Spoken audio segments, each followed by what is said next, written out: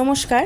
আজকে আমি আপনাদের সামনে নিয়ে চলে এসেছি একদম পুরনো দিনের অথেন্টিক ওয়েতে তৈরি করা ইলিশ ভাপার রেসিপি নিয়ে। তো চলুন দেখে নিই কীভাবে বানাচ্ছি। এখানে আমি নিয়ে নিয়েছি 1 কেজি ওজনের একটা ইলিশ মাছ। তো আমি একটু ডিম ভরা মাছই নিয়েছি। আপনারা পারলে ডিম ছাড়াও করতে পারেন, কিন্তু ডিম থাকলে মাছটা খেতে বেশি টেস্ট হয়। তো প্রথমেই আমি মাছটার মধ্যে নুন হলুদ মাখিয়ে রেখে দিচ্ছি। এবার একটা মিক্সিং জারের মধ্যে নিয়ে নিলাম বেশ খানিকটা পোস্ত, বেশ খানিকটা কালো সর্ষে, সাদা সর্ষে, 10-12টা মতন কাঁচা লঙ্কা। এটাকে আমি নুন হলুদ দিয়ে প্রথমে শুকনো গ্রাইন্ড করে নেবো। তারপরে 100 গ্রাম টক দই দিয়ে আরও একবার একটা স্মুথ পেস্ট তৈরি করে নেবো। দেখুন এখানে আমাদের সর্ষে পোস্ত বাটারটা রেডি হয়ে গেছে।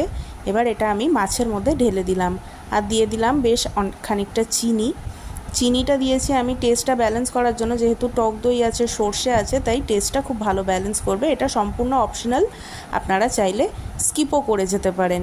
এবার ভালো করে মাখিয়ে আমি একটা টিফিন কৌটোর মধ্যে আমি মাছগুলোকে সাজিয়ে দিলাম। সাজিয়ে দিয়ে ওই সর্ষে পোস্ত বাটাটা দিয়ে দিলাম, অবশিষ্টটা দেওয়ার পর দিয়ে দিলাম সামান্য একটু জল আর বেশ খানিকটা সর্ষের তেল দিয়ে এবার টিফিন কৌটোর বাটিটা বন্ধ করে একটা কড়াইতে খানিকটা জল নিয়ে তার উপরে একটা স্ট্যান্ড বসিয়ে আমি এটা ভাপাতে দেবো আধ ঘন্টা মতন। আধ ঘন্টা পরেও এটা আমি রেস্টিংয়ে রেখে দিয়েছিলাম আরও আধ ঘন্টা ওই গরম ভাপের মধ্যে। দেখুন 1 ঘন্টা পর আমাদের ইলিশ ভাপাটা কত সুন্দর তৈরি হয়েছে। গরম ভাত আর এইরকম ইলিশ ভাপা জাস্ট জমে যাবে।